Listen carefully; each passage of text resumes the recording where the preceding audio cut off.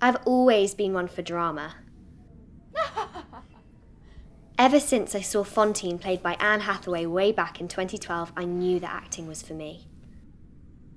I've been developing my character for this spring's adaptation of The Seagull.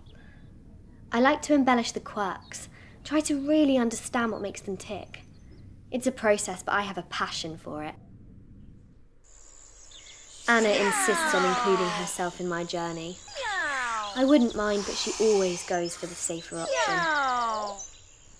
I have several rituals before I go on stage. Whilst rehearsing last year's run of Godspell, Peter thought it would be funny to plop a tadpole in my glass of water.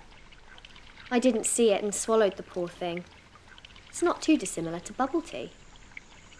My performance that year was featured in the Morton Gazette, so now I must sacrifice a tadpole before I enter stage.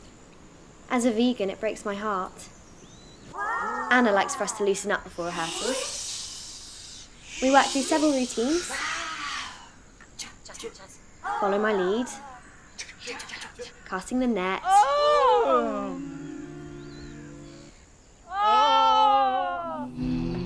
Grandmother's footsteps.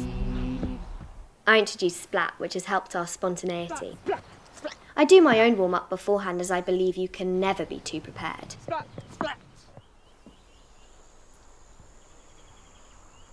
Another ritual of mine is to chew toffee. Not literally. It's an acting method I learnt a few years back to relax the muscles in my face. Lastly, I spray myself with my homemade mist as a duty to my fellow cast members.